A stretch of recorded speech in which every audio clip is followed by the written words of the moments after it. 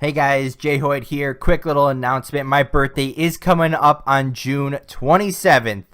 And if we can hit 125 subs before that time, that'd be awesome.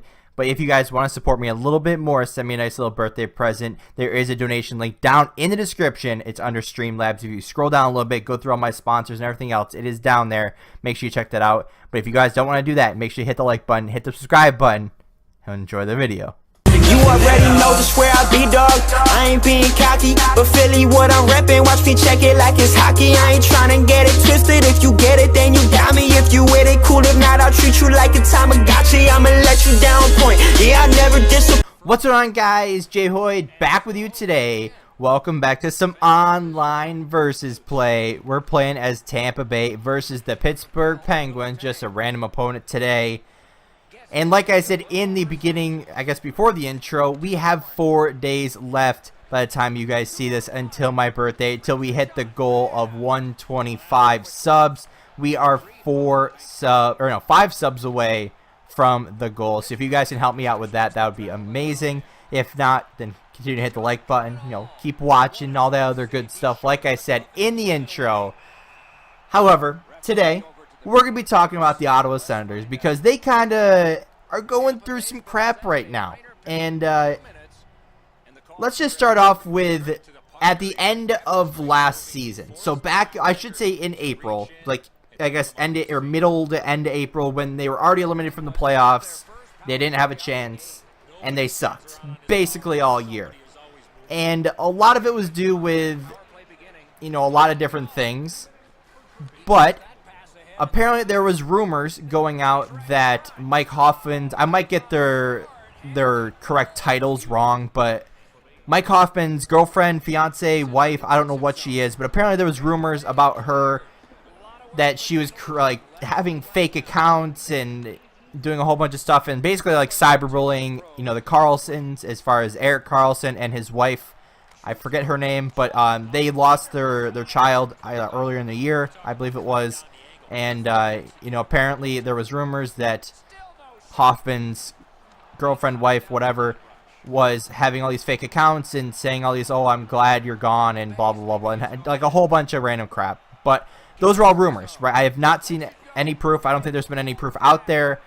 But apparently that was happening. Well, then became the part where, they were trying to build for next year, right? They were going to have, the number 4 overall pick in the draft, which is actually starting tonight as I'm recording this. So I don't know who they're going to pick, but, hopefully they'll pick someone that's going to help their future. Most likely it's going to be Zadina, but, it could be anyone at this point because they're probably going to screw it up in some way or another. They have 2 first-round picks, and they'll still probably not pick anyone remotely decent. Unless they pick Zadina or Shvechnikov or Dollins there, then, there's those 2. But they'll probably screw it up in some way or another. But let's just talk about the trade that just happened, because that's kind of the whole point of why I wanted to make this video.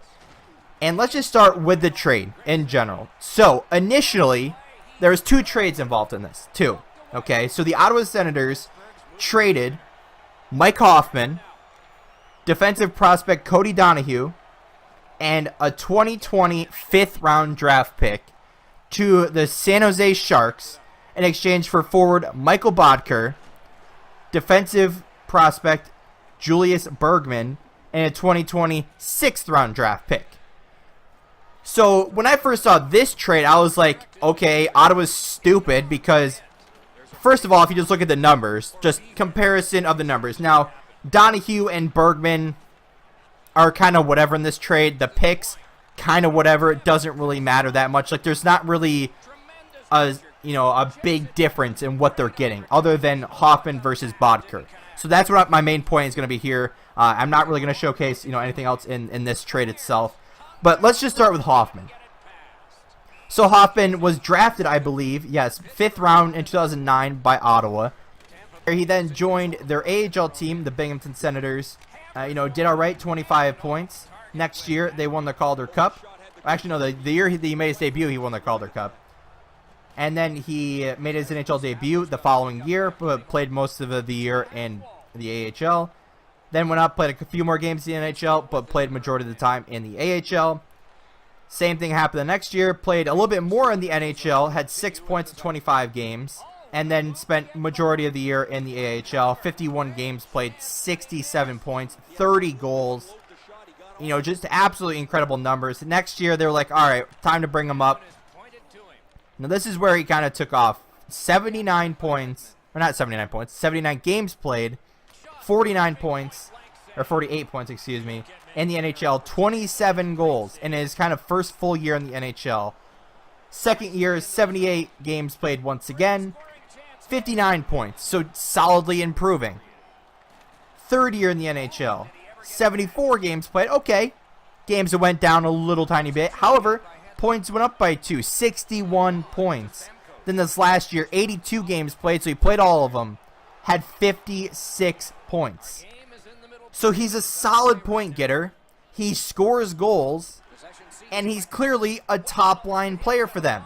So you had, well, to start the year, you had Hoffman, Turris, Stone, Ryan, Brassard, Dzingel, who were all doing really well.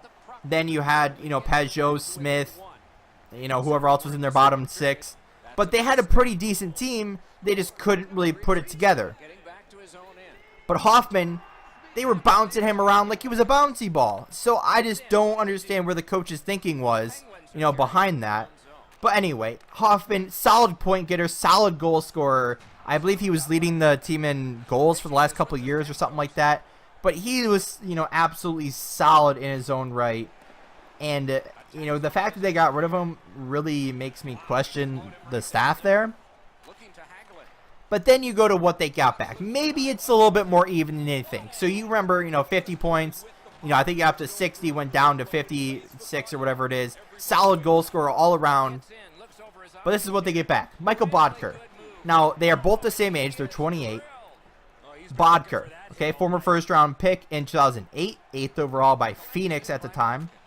But then he makes his debut, I believe, in the same year. Or no, maybe a year before. Where he starts right out in the NHL, 28 points. Okay, next year he spends majority of the time in the AHL, 38 points in 64 games. Then splits times between the AHL and NHL, putting up decent numbers at both. Then in the first full year he was up there, 82 games played, 24 points. Then there was the lockout year, where after that he came back, 48 games played, 26 points. Then you had, this was his best year ever, 82 games played, 51 points. That was back in 2013, 2014. Great year. But that's still worse than any of Hoffman's worst years. Like, his best year was worse than, yeah, I mean, you know what I'm saying. But then they swapped over to Arizona, where his struggles continued. He played about half the season, had 28 points. Then followed up with a 39 point in 62 games. He then got traded or did something, but somehow he ended up on Colorado, did well there. Then went to San Jose, where he signed a ridiculous contract, I believe, if I remember correctly. That's like 4 years at like some stupid number. But he put up decent numbers there. You know, San Jose, 74 points, or 70, I keep making them up. 74 games played, 37 points. So still worse than Hoffman. So now he's going to Ottawa to play a middle 6 role with them. So you trade away a proven goal scorer, you know, just an all-around solid guy that has a great shot, great playmaking ability, absolute superstar. Not, I shouldn't say superstar, but star player that puts up goals, puts up points, and is a great power play threat. And you trade him away for a guy whose best season was 5 years ago. It just doesn't make sense. It just really doesn't. So let me go back to the trade here. So Hoffman for Bodker, the Sharks definitely won in this trade. However, the Sharks then traded Mike Hoffman. They traded Hoffman and a 2018 7th round draft pick to the Florida Panthers, who's in the same division as Ottawa, in exchange for a 2018 4th round draft pick, which was Vegas's pick, a 2018 5th round draft pick, which I guess was their own, and a 2019 2nd round pick. This is the worst trade Ottawa, I think, has ever made, except for the Jays and Spezza deal. Are they just horrible at trading their players, or what?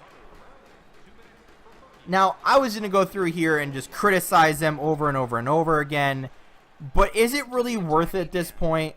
Like, they traded Spezza for a guy that hasn't done crap, that went to Washington and actually won the Cup, and Alex Chason. Nick Paul hasn't been crap, and then the third-round draft pick, I don't even think I remember who that was. But overall, just a horrible trade for Spezza, horrible trade for Hoffman, and now Hoffman's in the same division with Barkov, Huberdeau, Trocheck, who else? Bukestad, like Ekblad, Yandel. Like, if they figure out a goaltender, they'll be set. But, like, what the heck, Ottawa? Like, you must absolutely hate your fans or something, because you say you want to create a core players. Yet Turris was supposed to be part of that. You traded him. Broussard was supposed to be part of that. You traded him. Hoffman was supposed to be part of it. You traded him. And now your goaltender's in question, your captain's in question, and the rest of your team doesn't even know what the heck's going on. So Ottawa, stop trading away your best players for crap. Anyway, guys, I can talk about this all day long, but if you guys did enjoy, hit the like button down below if you have not already. Hit the subscribe button, and as always, guys, we'll see you next time. I want you forever, even when we're not together. Scars on my body so I can take you wherever. Like, I want you forever, even when we're not together. Scars on my body, I can look at you and